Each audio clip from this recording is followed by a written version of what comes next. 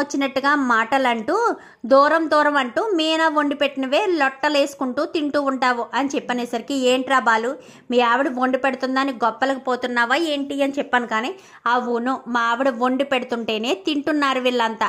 మా ఆవిడ వండి పెడుతుంటేనే ఈ లక్షల మింగినోడు, ఈ ఇల్లు మింగినావిడ వీళ్ళంతా కూడా బయటికి వెళ్ళి పని చేస్తున్నారు. అది నీకు అర్థం కావట్లేదేమో.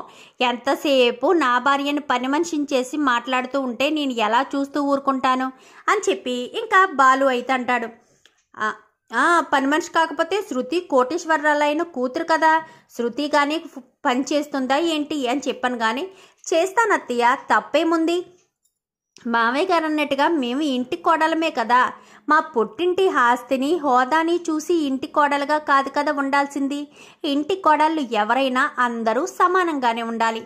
మీనక్క పని చేసినట్టే నేను చేస్తాను, రోహిణి అక్కను కూడా చేయమనండి అని చెప్పాను. కానీ మీకేం కర్మమ్మ పని చేయడానికి, మీ నాన్న కోటీశ్వరుడు అని చెప్పాను. కానీ అంటే మీనా అక్క వాళ్ళ నాన్న ఏమీ కాదనా అత్తయ్య, మీనక్క వాళ్ళ నాన్నగారు లేరని, వాళ్ళకి ఆస్తి లేదనేనా మీరు లోకుగా చూస్తున్నారు అనగానే, అయినా మీనా గురించి నీకెందుకమ్మా, మీనా గురించి నువ్వెందుకు పట్టించుకుంటావు అని చెప్పనేసరికి, సరే మీనా గురించి పట్టించుకోవద్దంటారు, మీనా అక్కలో టాలెంట్ లేదంటారు, అంతే కదా, మీనా అక్కలో కూడా అందరి కడుపులు నింపే టాలెంట్ ఉంది, మీనా అక్కను కూడా నేను గొప్పదాన్ని చేస్తాను అనగానే, ఏంటి మీనాని నువ్వు గొప్పదాన్ని చేస్తావా, ఏం చేస్తావు శృతి, మీనా వంటలు చేయడంలో గొప్పదవుతుందా ఏంటి, నోరు మూసుకుని ఇంట్లో వంటగదిలో కూర్చుని వంట చేసుకోవడం తప్ప మీనాకు ఏం పని చేతనవుతుందని గొప్పదాన్ని చేయడానికి అని చెప్పనేసరికి, ఏ అక్క నువ్వు ఇంటికి కొడలుగానే వచ్చావు కదా, మరి మీనక్కని ఎందుకు అంత లోకు చేసి మాట్లాడతావు,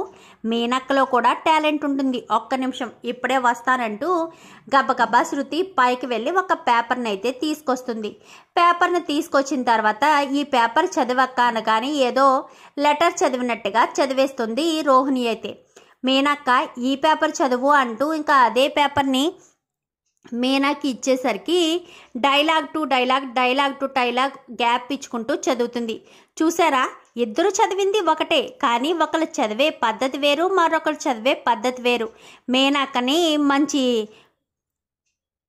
డబ్బింగ్ ఆర్టిస్ట్ని చేస్తాను, మీనాక్క వాయిస్ చాలా బాగుంది, ఆల్రెడీ ఇంతకు ముందు 2-3 సార్లు చెప్పింది, రోజు నేనే మీనాక్కని బయటకు తీసుకువెళ్ళి నేనే తీసుకొస్తూ ఉంటాను, డబ్బింగ్ ఆర్టిస్ట్ని చేస్తాను, ఏమంటారు బావగారు అని చెప్పాను. కానీ నీ ఇష్టం శృతి అనగానే, అత్తయ్య ఇక మీదటి నుంచి ఇంట్లో పని మొత్తం ముగ్గురం పంచుకుని చెయ్యాలి, మాతో పాటు మీరు కూడా పని చేయాల్సిందే, నలుగురం పని చేస్తేనే ఇంతమందికి వంటలైనా ఏవైనా అవుతాయి, ఒక్క మీనక్క మీద వదిలేస్తే ఎలా కుదురుతుంది, పైగా మీనక్క కూడా రేపటి నుంచి నాతో పాటు జాబ్కు వస్తుంది, మీరు మీనక్కకి జాబ్ లేదనే కదా అంటున్నారు, మీనక్క కూడా జాబ్ వచ్చేలా చేసే బాధ్యత నాది, అప్పుడు ఎవరితోనూ మీనక్క మాటలు పడాల్సిన అవసరం ఉండదు అని చెప్పనేసరికి, ఏంటమ్మా శృతి ఈ పూలమ్ముకునేది వాయిస్ ఆర్టిస్ట్ అవ్వడం ఏంటి అని చెప్పాను. కానీ ఏ అత్తయ్య గారు డబ్బింగ్ ఆర్టిస్ట్ అవ్వడానికి పూలు అమ్ముకోవడం అది ఇదని తేడా ఉంటుందా ఏంటి, మీనక్కలో టాలెంట్ ఉంది, ఆ టాలెంట్ని మీరు గమనించడం లేదంతే,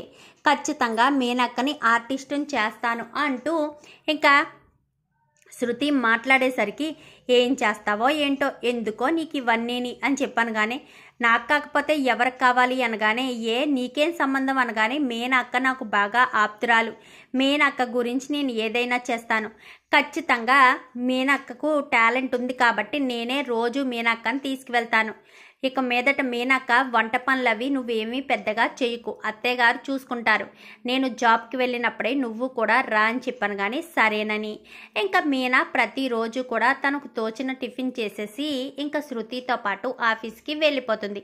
వెళ్ళిపోయి ఇంకా అలా శృతితో పాటు 2-3 సీరియల్స్కి డబ్బింగ్ ఆర్టిస్ట్గా మీనా అయితే మారుతుంది. ఇంకా అలా మారి చాలా చక్కగా డబ్బింగ్ చెప్పడంతో మీనా వాయిస్కి అలాగే తన ఫ్లవర్స్ డిజైన్స్ చేస్తానని అక్కడ ఉన్న మేనేజర్తో చెప్పేసరికి, ఖచ్చితంగా నీకే ఆ ఆర్డర్స్ అన్నీ వచ్చేటట్టు చేస్తానమ్మా అని చెప్పనేసరికి, చాలా థ్యాంక్స్ అండి అని చెప్పనగానే ఇంకా రోజు రోజుకి మీనా అయితే అటు డబ్బింగ్ ఆర్టిస్ట్గా ఇటు ఏమైనా ఫ్లవర్స్ ఉంటే ఈవెంట్స్ ఉంటే ఇంకా వీళ్ళ దాంట్లో ఏదైనా ఫంక్షన్స్ ఉన్నా కానీ అన్నింటికి కూడా మీనాయే పువ్వులు సప్లై చేస్తూ ఉంటుంది. ఇంకా ఆ రకంగా శృతి కంటే ఇటు రోహిణి కంటే ఇంట్లో వాళ్ళందరికంటే కూడా మీనా అటు పూల బిజినెస్ చేస్తూ ఇటు ఇది చేస్తూ ఇంకా మీనా అయితే బాగా సంపాదిస్తుంది.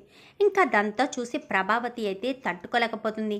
ఏంటిది, ఇంట్లో వంటింట్లో పడి ఉండేదాన్ని నేనే రెచ్చగొట్టి బయటికి వెళ్ళేటట్టు చేశాను, ఇప్పుడు ఇంట్లో వాళ్ళందరికంటే ఇదే ఎక్కువ సంపాదిస్తూ ఉంది అని చెప్పి ఇంకా ప్రభావతి అయితే అనుకుంటూ ఉంటుంది. ఇంకా రోహిణి అయితే మీనా అసలు ఏమీ చేత కాదు, ఇంట్లో వంట చేసుకోవడం తప్ప ఏమీ రాదు అనుకున్నాను, మీనాలో కూడా చాలా టాలెంట్ ఉందే అని చెప్పి రోహిణి అయితే అనుకుంటుంది.